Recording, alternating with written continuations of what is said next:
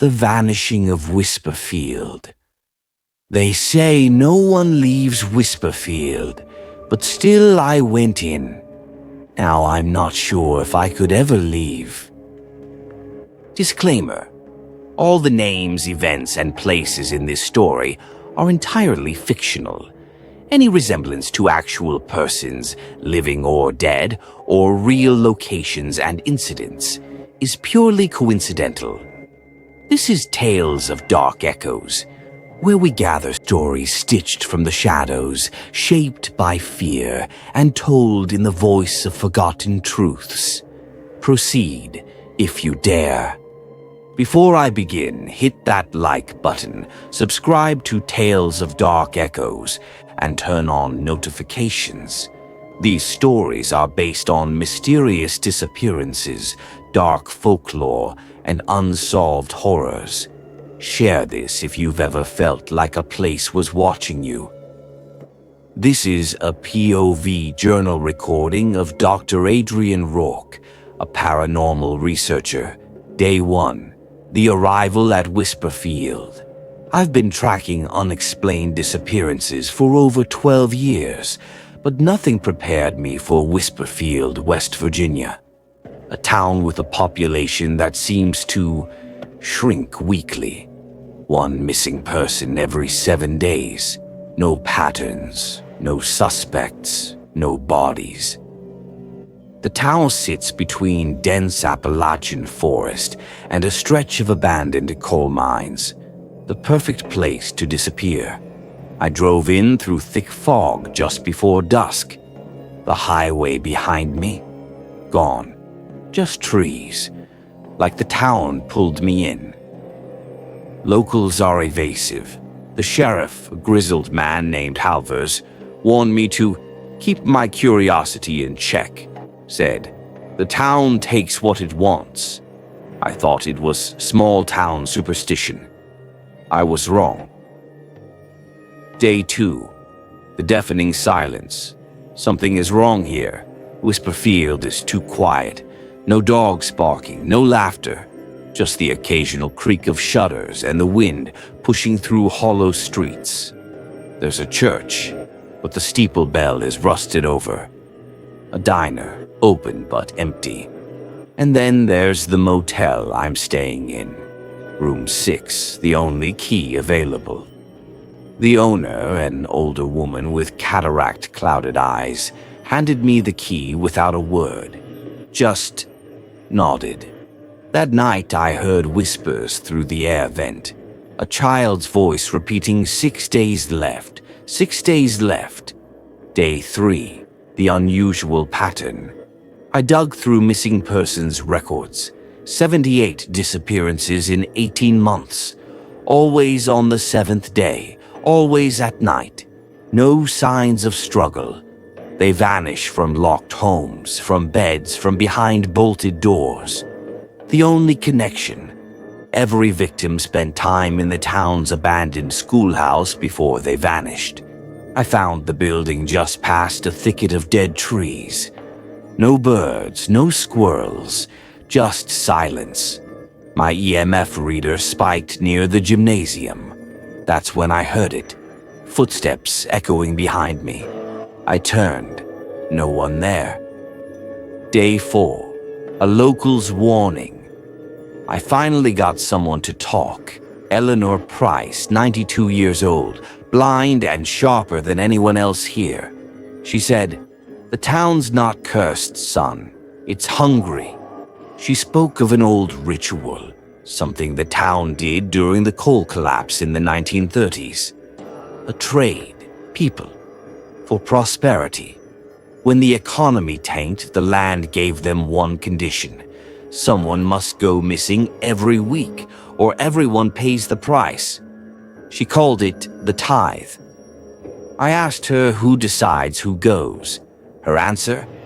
The town decides. Day 5. They know I'm here.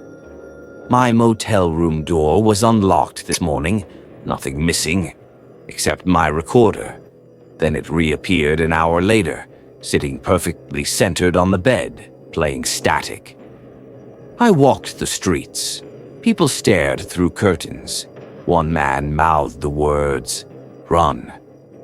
I confronted Sheriff Halvers. He didn't speak, just placed a file in my hands and walked away. Inside, photos of the missing. One of them was me, taken yesterday. Day 6, the schoolhouse, again. I returned to the schoolhouse, this time at night. My camera wouldn't turn on. I used a flashlight. On the gymnasium wall, I saw markings, names, dates, and a countdown. My name was there. My date was tonight. I ran. Back at the motel, I tried to pack, but I couldn't find the highway out. My car GPS only showed one word: stay. I'm recording this now in the church basement. It's the only place the whispers don't reach. My batteries are draining fast. I think they're coming. I hear dragging footsteps above me. This is Mara Rourke's POV, Adrian's sister and an investigative journalist. Arrival in Whisperfield. Adrian's last message was corrupt. A scrambled file emailed at 2:13 a.m. with no subject line. Just one word in the body: run. He had gone to Whisperfield alone. No return, no calls, no messages, just gone. I knew something was wrong the moment his GPS signal stopped mid-route. My brother doesn't just vanish. He's the most grounded person I know or was. Now I'm here in Whisperfield, searching for answers, and maybe for him. The road in was worse than I expected. No signage, trees gnawed into each other like tangled hands. My phone lost service 12 miles out. I passed one vehicle, a broken-down truck, engine still warm, no one inside. The welcome sign was rusted. Population scratched out. The first thing I noticed was how the air doesn't move here. The sky feels heavier, like the clouds know something. Room 6. No one would speak to me until I mentioned Adrian's name. The motel receptionist paused, her hands trembling as she reached for the key to room 6. "Same room," she whispered. Inside, the place was spotless, too spotless. No dust, no scent, like no one had ever stayed here, except on the mirror, etched faintly by a finger. "You shouldn't be here." That night, I played Adrian's recording again, listened frame by frame. There was static, but layered beneath, a voice I didn't recognize. One must replace the last. The town must feed. At 3:07 a.m., a loud knock came at the door. I held my breath, watched the door from the peephole. No one was there. But on the floor outside was an envelope. Inside, a map, hand-drawn, leading into the forest behind the church, marked with a red X. Echoes in the schoolhouse. I retraced Adrian's steps. The schoolhouse. Even in daylight, it felt wrong. The walls inside sweat, literally. Condensation bleeds from the wood. I found the gymnasium. Same countdown markings, and a new name scratched beneath the others. Mine. A fresh etching. With today's date. I ran. I made it back to the motel, shaking. But something was waiting for me in the room, my brother's journal. The journal of Dr. Adrian Rourke. Every page was a descent. His notes went from calm observations to desperate paranoia. The town isn't haunted. It's alive. It selects. It mimics. It consumes. Do not trust reflections. He circled that last one twice. The mirror that night showed me something terrifying. I looked in, only to see him standing behind me. But when I turned, the room was empty. More pages were taped inside the back cover, ripped, blood-stained. One note read, I saw myself walking the streets before I ever got here. Another. The whispers get louder when you ask the wrong questions. The Whispering Woods. Sheriff Halvers found me this morning. Go home, he said. There's still time. I asked him where my brother was. He only replied, you already know. I followed the forest trail that began behind the schoolhouse. The trees there aren't natural.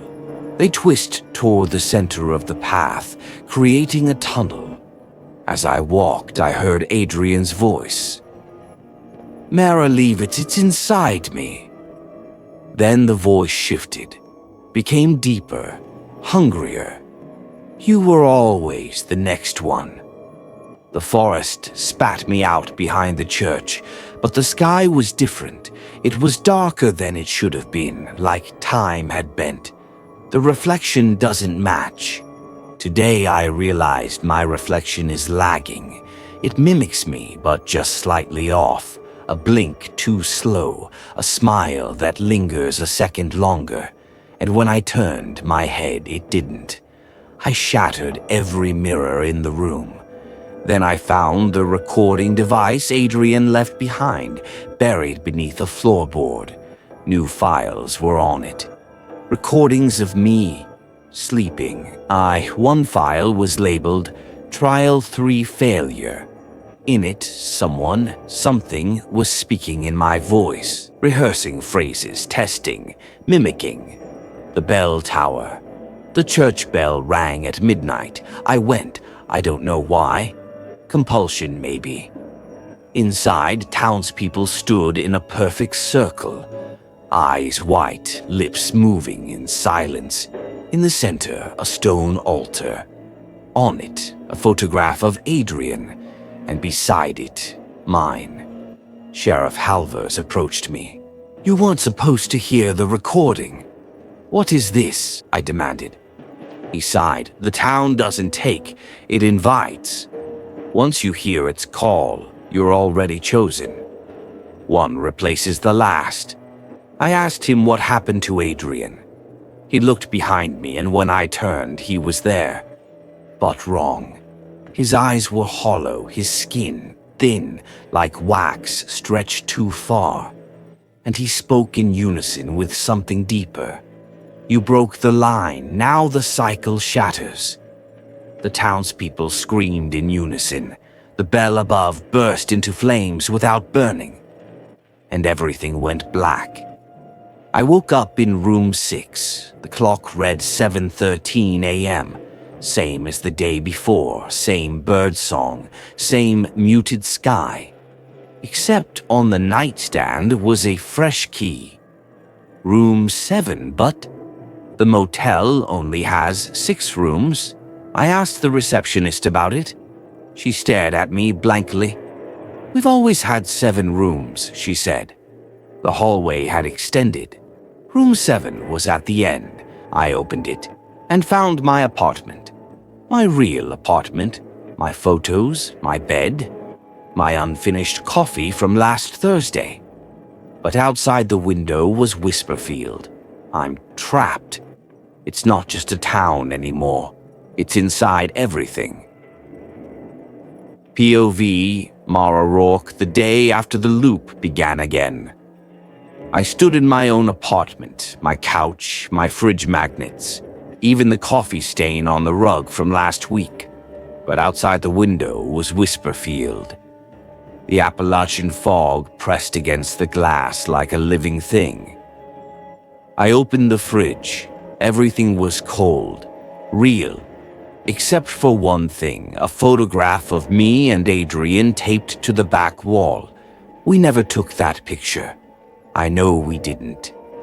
And yet, there we were, standing in front of room 7, smiling, eyes hollow.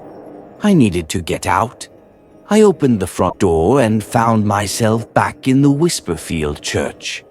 The altar was clean, the pews empty, but high above, in the rafters, something shifted. Heavy, watching, breathing. There was no wind, Still, the church bell swung gently. The symbols return.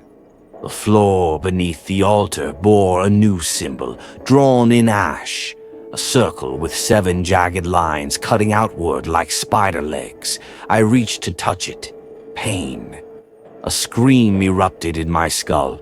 Not mine, not Adrian's. 100 voices ripping through my mind like broken glass. Then it was gone. And in the silence, the stone beneath my fingers pulsed. Once, then again. A heartbeat. The town was alive. The mirrored town.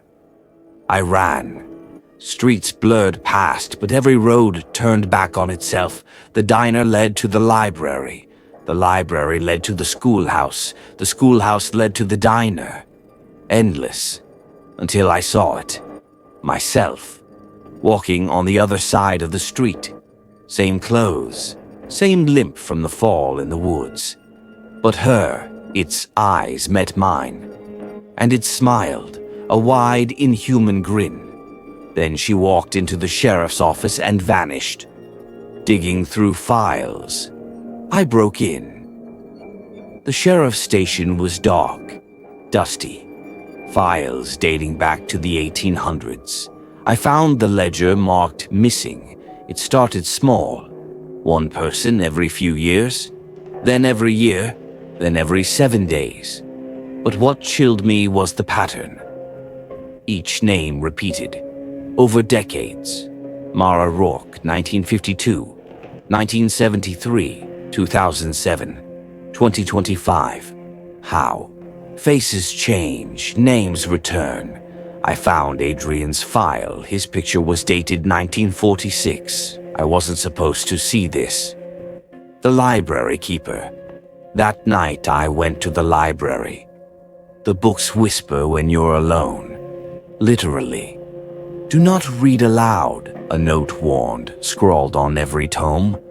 A man waited there, gaunt, pale, eyes sewn shut.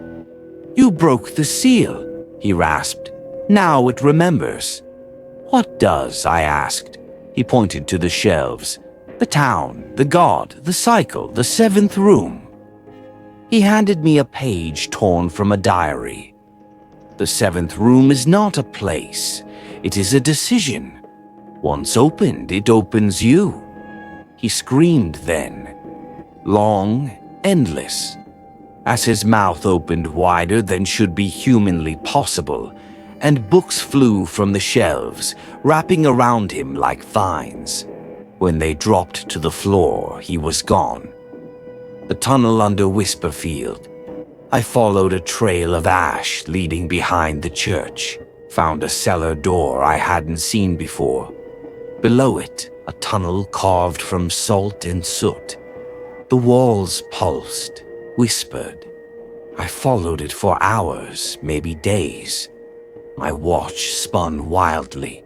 Time had no meaning down there. Etchings lined the tunnel, hands, eyes, keys, teeth, and in the center the spider symbol, the same one from the altar. At the end of the path, a room, filled with mirrors. They didn't reflect me. They reflected her, my double, watching, smiling. Then one mirror cracked, and she stepped through. The splitting. We circled each other. Same face, same voice. But her laugh was hollow. Wrong. You were stronger, she said. But now you're fading. Soon I'll take over fully. I lunged, we fought. It wasn't physical, it was mental. Memories collided, visions twisted. Adrian's smile. My first nightmare. Our parents' funeral. Her. Our death. Then she whispered, "You've already replaced someone too, Mara." I dropped to my knees. Could it be true? Have he always been part of this cycle? The mirrors exploded, a scream from somewhere deeper. A final door appeared. Room 7 again. But this time it breathed. Mara's choice. I stood before the door. My heartbeat synchronized with the sound beneath the floor. The tithe was near. Adrian appeared beside me, or what was left of him. "Don't go in," he pleaded. "You'll never come out the same." "But I'll end it," I said. "No," he said. "You'll become it." Still, my hand touched the knob. The world twisted, inside out. POV Mara Rourke. Inside the red Whisperfield. I don't know how long I've been walking. The streets are cracked like dried skin. The buildings pulse with soft, wet sounds. The sun doesn't move. It just glows red and low, like it's bleeding into the sky. I keep hearing whispers in the fog. Sometimes it's my voice, sometimes Adrian's, and sometimes it's them, the ones I thought were gone. But it's not the town that breaks me. It's the people still here. The first I see her again. The woman from the diner, Mrs. Ellen Croup, sweet old lady who gave me pie on day one. She's standing in the center of the road, barefoot, eyes rolled white. Her mouth is moving, but the words come out backwards. She cuts a circle in the air with her finger, then disappears in a blink. I check my phone. It still shows the time as 7:07 p.m. That hasn't changed in days, but I have a feeling the town has. The meeting place. Adrian left me a note in my pocket. I didn't put it there. Beneath the library, ask for Caleb. I return to the building, though the doors are now covered in fleshy vines. I pry them open, and the moment I step inside, the air goes cold. The shelves rearrange themselves. Books whisper. I find a trapdoor hidden beneath a rug in the history aisle. It opens with a click. I descend. The coven. The chamber smells of burning sage and rust. 13 people stand in a circle, robes dark as ink, faces uncovered. I recognize all of them. Sheriff Gaines, Mayor Haller, Ellen Croup, even the kid from the gas station, Miles. They all stand with candles, humming something low and ancient. In the center, a stone altar, and on it, bound with ropey, is Caleb. "Help," he chokes, eyes wild. "They know you're here. They planned for this." The humming stops. All 13 heads turn to me in perfect unison.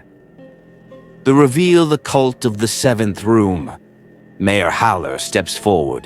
"You shouldn't be here, Mara." "I was invited," I spit. "Or did Adrian not get your permission first?" His smile fades. "You think your brother defied the town? He didn't. He joined it. Long ago." Ellen Croup speaks next. "This town survives because of Room 7, because we obey the pact." "What pact?" They show me a book, bound in stitched leather. It hums when I hold it. Inside, I read, "Every 7 days, one must be taken, one must vanish, or all shall fade." Room 7 is the gate, the vessel, the offering. If the cycle is broken, the god beneath wakes. Caleb shouts, "They tried to feed me to it." Ellen snarls, "You weren't chosen, but you snooped. That's enough." The truth about Adrian. "Where's my brother?" I ask. Sheriff Gaines steps forward. He volunteered a decade ago. He broke the loop from the inside, but it cost him. He's not Adrian anymore. What is he then? Haller gestures to the altar. "You'll see in the 7th right." The floor shakes. From the shadows behind them, something rises, tall, bent, pale as bone. No eyes, just mouths, rows of them. "Adrian." "Mara, run," it groans. But the voice is layered. His and 100 others. I freeze. The escape. The candles blow out. Caleb breaks free in the chaos, grabs my hand. We run through a tunnel none of us saw before, a chute of writhing stone and screams. Behind us, the thing that was Adrian calls out, "You cannot run. The town is inside you now." We reach the end of the tunnel and burst out into the woods behind the motel. The sky is back to gray, but it feels wrong, too quiet. The familiar stranger. Caleb takes me to his cabin, one outside the town's old border. He tells me everything. The cult of the Seventh Room began in 1791. They found a door under the mines. People started disappearing. The town made a deal to protect itself. One person every week, chosen by the god beneath. The townsfolk just had to obey. And if they didn't, the town bleeds, collapses, people melt. Literally. There are tapes. My grandfather filmed one back in '68. He pulls out a VHS tape labeled Collapse 1968. We watch it. People screaming, buildings warping, a man folding into himself like paper, children aging in reverse until they vanish, then static. The trigger. I can't sleep. Every sound outside feels like it's crawling into my ears. I stare at the VHS. I rewind it again. At frame 707, I see something I missed. Me, in the crowd, watching. But the tape is from 1968. How? The final offering. I wake up to chanting. Outside Caleb's window, the cult stands in the woods, torches raised, faces painted with ash. At the center, a new altar. And on it, me, another version. Alive, breathing. Adrian stands behind her. Or it. He raises a knife made of bone. He looks directly at me, watching from the cabin, and smiles. POV, Mara Rourke, the echo, below. There's a scream in my ears that hasn't stopped since last night. It's not mine, not Caleb's. It's older. It lives in the trees. We fled the cabin before dawn. The cult circled it, waiting. Caleb knew another path, through a tunnel hidden beneath the ruins of the old chapel. Whisperfield's first church. He didn't tell me why he never dared enter before. I understand now. Because this place doesn't feel abandoned. It feels hungry. The tunnel. We descend through shattered stone and into darkness. My flashlight flickers. The tunnel walls breathe. Actual breathing. Caleb mutters, "This is older than Whisperfield, older than the soil." The passage spirals. Symbols line the walls, ones I've seen in dreams. Some glow faintly red, others move when I look away. Then I hear it. Whispers from ahead, from below. A voice like mine, but broken, speaking through water. It's time to remember. The room beneath the rooms. We enter a chamber shaped like an eye. 13 altars line the walls, each etched with a name. One reads, Mara Rourke, another, Caleb Lynn. I stagger back. What the hell is this? He touches his own name, his fingers trembling. I think this is where the offerings go, where they're stored. A low hum starts like chanting underwater. The ceiling opens into darkness. We're not alone. The god beneath. We don't see it, we feel it. A pressure, a presence, like something the size of a cathedral has just opened its eyes in the dark. My flashlight fails completely, but in the blackness I see something glowing, red, ancient. It pulses in rhythm with my heart. Then, return. One word, from 100 mouths, spoken directly into my spine. I fall to my knees. Images slam into my mind. Room 7 opening again and again. My face, aged and young, screaming in silence. Adrian being pulled apart and put back together wrong. Caleb being marked at birth. Then, clarity. You were one of us once. The time loop reveal. I wake on the floor of the chamber. Caleb is gone.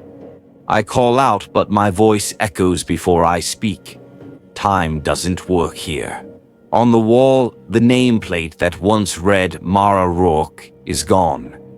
In its place, she who returns. Suddenly, I understand. I was sacrificed years ago. I died in room 7, but something rejected me and sent me back. The ghosts of the vanished. They come from the walls, pale, silent, eyes glowing like coals, dozens of them, the lost. People from the town who went missing week by week. They don't speak, but they show me. A vision, a girl dragged into room 7, a mother screaming as her son vanishes mid-step. A boy named Miles, age 10, watching his reflection step out of the mirror. Then they part and I see Caleb, strapped to an altar. The test. A voice fills the chamber. Ellen Krupp, speaking through the walls. You can take his place, as he took yours before. I scream, you knew this would happen. We all do, it's the only way to keep it sleeping. Adrian's voice follows. Mara, it's not about one life. It's about stopping the echo. The town is the god now. I stagger back. Room 7 isn't a location, it's a loop, a devouring cycle of memory, flesh, time, and identity. And it feeds on people who investigate it. The reflection door. A mirror forms on the altar. In it, I see me, not current me. A version of myself wearing a lab coat from my first day in town. Before I knew anything. She reaches out. One of us must stay. One must forget. Or the cycle resets. This is the final choice. Let Caleb die and retain my memory. Or switch places with my past self and forget everything.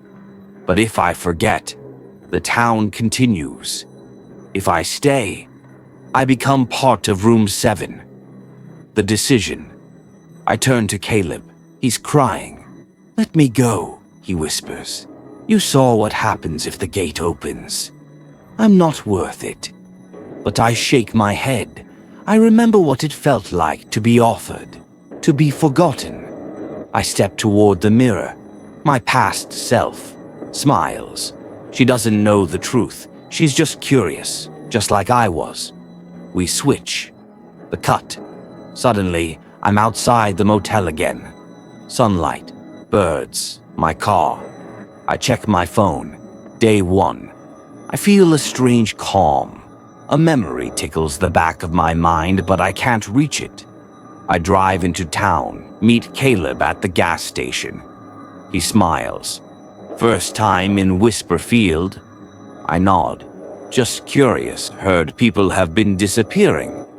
He stares for a moment too long, then says, well, you came to the right place. The cycle begins again. That night in the motel mirror, I see something. A flicker. My reflection moves on its own. She puts her finger to her lips and whispers, don't look in room 7. POV, Mara Rourke. The static between seconds. Day 1. Again. I stare at my reflection in the motel mirror. Something's off. It moves just a second late. There's something in its eyes, a sadness I don't remember feeling yet. I shake it off. It's just nerves. A new town, a strange case. I check my notes. Disappearances every 7 days. Whispers about a room that doesn't exist. Locals refuse to talk. I don't remember writing any of this, but the ink is fresh. Audio file corrupted. That morning, I dig through my old case recordings. If I'm restarting the cycle, maybe something survived the reset. One file plays, glitching, warped by static. My voice. If you're hearing this, it means you looped. It means you chose to forget. Again, I freeze. But not all memory dies. Check the lighthouse, room beneath the lens. The static holds the code. The message ends with a scream. I know that scream. It's mine. The lighthouse. The Whisperfield lighthouse hasn't functioned in decades. Locals call it cursed. The last keeper jumped from the top in 1974. Left a note that simply said, "The cycle turns." I find a hidden hatch beneath the lens room, a crawl space filled with old signal equipment. One machine still hums, an analog TV, its screen covered in snow. The static pulses in waves, almost rhythmic. I lean close. A voice cuts through. "You're close, but it's watching you now." I turn, nothing there, except the mirror. And in the mirror, my reflection is crying. Caleb returns. I rush back to the motel, heart racing. Caleb is there, waiting. "I knew you'd come back," he says. I search his eyes. Does he remember? Does he know what I gave up? He does. "I've looped too," he whispers. 3 times, maybe more. Every time I forget, I find you. Every time we die differently. I sit, numb. He places a journal in my hands. But this time I think we found the end. Theory of the static. His journal details it all. The static between seconds contains memory echoes. Room 7 is not a room, but a frequency. The disappearances happen when someone tunes in to that frequency, willingly or not. He draws a diagram, an ancient sigil like a spiral of mirrors inside a tuning fork. "This is the seal," he says. "The cult keeps it intact, but if we invert the signal, we can collapse the loop," I finish. "But it means broadcasting a new signal, a stronger one. Building the counter-signal. We rig up a transmitter in the lighthouse using old radios, the analog TV, and the town's forgotten shortwave network. I trace the sigil from Caleb's notes onto the copper plate below the lens. We synchronize everything to 7:07 p.m. in the evening, the thinning hour, the moment the disappearances always begin. We only get one shot, he warns. If the signal works, the loop breaks. If not, room 7 finishes waking up. The last 7 minutes, 6:59 p.m. Fog rolls in unnaturally fast. The sky turns amber. The town grows quiet, too quiet. I flip the last switch. The machines groan. The TV flickers. The static sharpens, crackling like fire. 7:01 p.m. The air hums. A low vibration rattles my teeth. Outside, I see townsfolk gathering silently around the lighthouse base. Every one of them holds a mirror. The reflection reckoning. 7:04 p.m. The static turns red. My reflection in the TV screen looks older, broken. She mouths something I can't hear. Caleb grabs my hand. It's time. We both step into the signal field. Everything goes white, then black, then a field. No fog, no cult, no mirrors. The world outside the loop. We're still in Whisperfield, but it's quiet, normal. People are walking around, laughing. The town breathes again. I check my phone. Today is May 8th, the date of the first disappearance. Except now, no one is missing. I ask around. No one remembers room 7, or the motel, or the cult. But Caleb and I remember everything. We broke the loop. The final whisper. That night I returned to the motel, still standing but empty. In the bathroom mirror, my reflection smiles, not in malice, but relief. Then she fades, leaving only me. The price of escape. Weeks later, back home, I receive a package. No return address. Inside, a mirror shard, etched with the words, "The loop breaks, but echoes linger." And a voice on my answering machine. "You broke room 7, but what about rooms 1 through 6? POV Mara Rourke. The final countdown. I knew I wasn't done. No, escaping Whisperfield, ending the loop. It wasn't the end of the story, it was only the beginning of something darker, something bigger than me. The mirror shard, the message left behind. The loop breaks, but echoes linger. The voices had stopped, but the images didn't fade. And that damn shard, it keeps showing me room 6, a place where the echoes were never meant to die. I check my notes again. Something in the pattern is off. The disappearances weren't the end, they were just a test.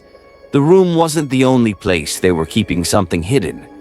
It's been weeks since I left Whisperfield, but I'm no closer to peace. The shard pulses in my pocket. Room 6. The final journey. I head to Arizona. Why? Because Room 6 was a government project, a forgotten asylum, sealed up and left to rot. And that's where the final piece of the puzzle lies. The place is Briar Hollow Asylum, abandoned in the late 60s after a series of unexplainable incidents. That's how they put it. The truth was much darker. I pulled into the gravel lot. Briar Hollow sits in front of me, sprawling and unsettling, its crumbling walls and rotted windows a mute witness to the experiments held within. They never erased the experiments. They just buried them. Inside, the hallways are silent, too silent. The air thick, as though the building itself is holding its breath. And then, I find it. The room. Room 6. The signal that never died. The room is cold, dark. Dust hangs in the air like fog, a weight pressing down on me. But it's not just the room that feels off. It's the walls, the pattern etched into them. A sigil. But not like the one from Whisperfield. This one is more intricate, more ancient. And somehow, I recognize it. Caleb's journal had mentioned something about it, a hidden frequency. A signal trapped in time. I scan the room. There's nothing here except for a strange piece of equipment in the far corner, an old analog transmitter. I approach it cautiously, feeling the weight of the moment settle in. I know what this is. It's the last key. The static begins to build. The signal is still active. It's been broadcasting all these years, a signal calling people like Whisperfield, but more controlled, more structured. I flick a switch on the transmitter. The static is deafening, but I hear something through it. Faint whispers like voices trapped in a storm. One word stands out. Release. Suddenly, I understand. They weren't just controlling the disappearances. They were creating them. Room 6 was never meant to break the loop. It was meant to trap memories, to store souls in a pocket of time. And the asylum. It was a prison for those trapped in it. The government experimented on this and they failed. The experiments never stopped. They just buried it here. The final decision. I reach for the transmitter and turn it off. A final choice. The whispers vanish. The static fades. The room seems to breathe again. Outside, the sky is clear. The fog has lifted. The air is normal, like nothing ever happened. For the first time since entering Whisperfield, I feel free. As I leave Briar Hollow, the silence follows me. The world outside seems so ordinary, so alive. I look at my phone, nothing strange, no more hidden messages, no more echoes. The loop is gone. The town of Whisperfield, forgotten. I finally solved the mystery, and now I can rest. Echoes of the past. Weeks later, I'm back home. I visit the local cafe, feeling the weight of everything I uncovered starting to fade. I'm settling back into my routine. No more strange messages, no more haunted mirrors. But as I take a sip of my coffee, I see something on the table in front of me. A mirror shard. It's the same one from Whisperfield. This time I don't hear the static, but I see something. Another room, a door opening. I drop the shard, and the whispers begin again. This is the tales of dark echoes, where the shadows have stories to tell. What do you think? Was this the end, or is Mara trapped in an even deeper mystery? Drop your theories in the comments. Like and subscribe for more thrilling horror stories. Let us know if you want to explore the next chapter of Mara's journey. Maybe the room you never heard about. Disclaimer: this story is a work of fiction.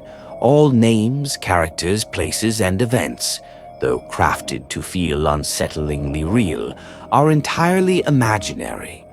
Any resemblance to actual persons, living or dead, real locations, or true events is purely coincidental and unintentional. It is not our intent to mirror reality, but to disturb it, through crafted suspense and horror for entertainment purposes only.